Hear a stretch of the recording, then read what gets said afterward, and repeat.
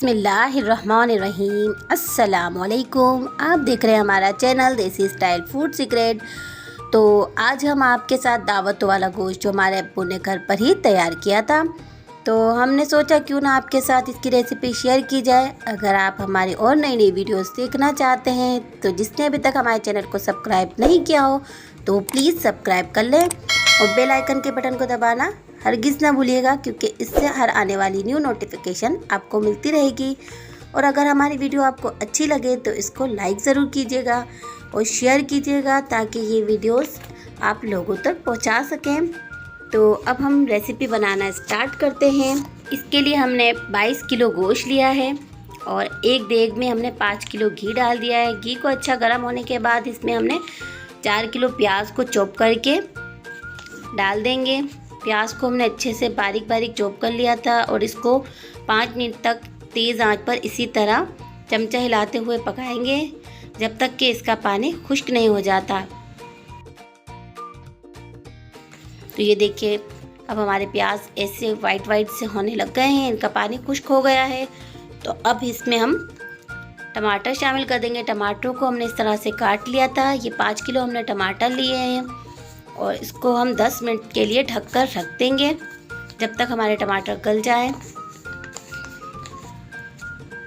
ये देखिए 10 मिनट हो चुके हैं और अब हमारे टमाटर गल चुके हैं। तो इस तरह से हमारे टमाटर को करना है, ये देखिए आप।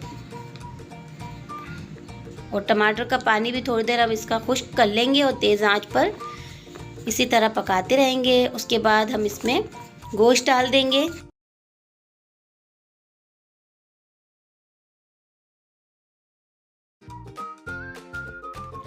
गोश्त को अच्छे से हम मिक्स कर लेंगे और थोड़ी देर इसको तेज़ आंच पर ही पकाएंगे। तेज़ आंच करने के बाद हम इसको बॉयल आने देंगे।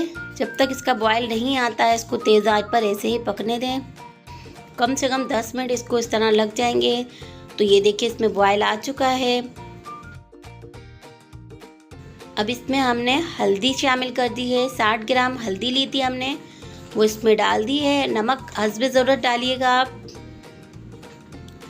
नमक और हल्दी शामिल करके हम इसको मिक्स कर लेंगे।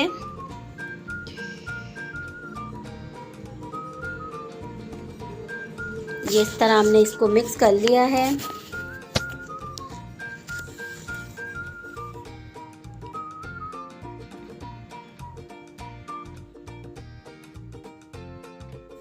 अब इसमें हम अदरक लहसुन का पेस्ट डालेंगे।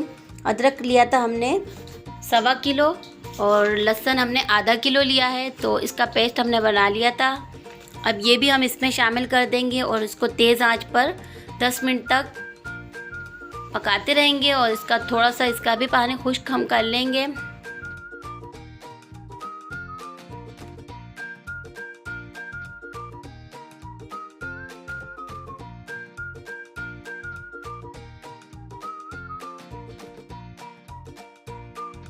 तीस मिनट तक हमने इसको ढक्कन ढक दिया था। तो अब चेक करते हैं कि गोश्त हमारा गला है या नहीं। तो हमने चेक किया, गोश्त अभी हमारा नहीं पका है। तो हम अभी और इसको 10 मिनट के लिए ढक्कन लगाकर पकाएंगे।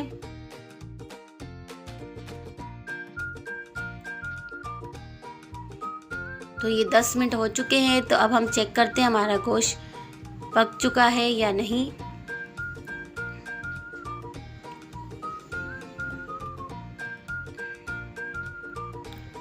ये देखिए हमारा गोश्त बिल्कुल सॉफ्ट सा गल चुका है, बहुत ही ज़बरदस्त। ऐसा ही गलना चाहिए। गला हुआ अच्छा हो गोश्त, तभी खाने का अच्छा मज़ा आता है।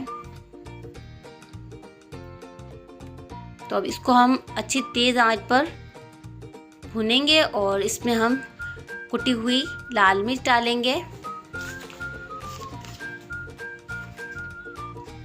कुटी हुई लाल मिर्च हमने 250 ग्राम ली है।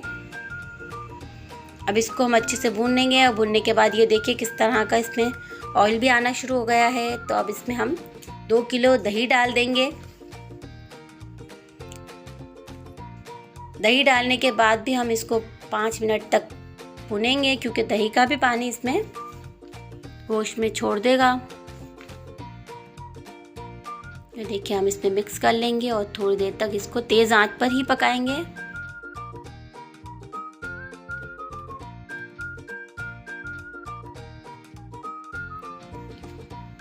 ये देखिए इस तरह का हो चुका है। तो अब हम इसमें कुटा हुआ जीरे को हमने सेक लिया था और उसको हमने ग्राइंडर में ग्राइंड कर लिया है। तो ये 100 ग्राम हमें इससे डाल दिया है।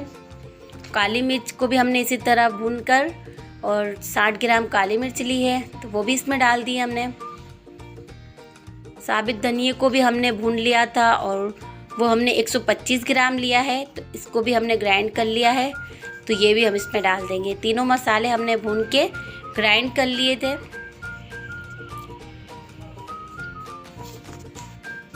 तो हम 1 से 2 मिनट इसी तरह भुनाई करते रहेंगे इसकी।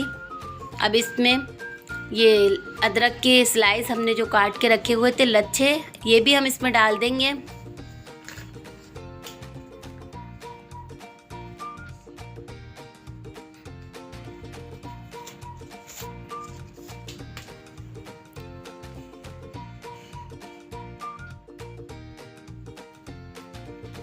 अब इसमें हम हरी मिर्चों को छोड़ देंगे, इससे खुशबू और टेस्ट बढ़ जाता है तो ये आप ज़रूर डालिएगा। 1 पाव हमने साबित हरी मिर्ची ली थी। अब हरे धनिए से हम इसको गार्निश कर देंगे। तो प्लीज़ हमारी अगर आपको वीडियो अच्छी लगी हो तो इसको लाइक ज़रूर कीजिएगा और हमें अपनी दुआ में याद रखिएगा। तो इजाज़त दीजिए, अल्लाह हाफिज़।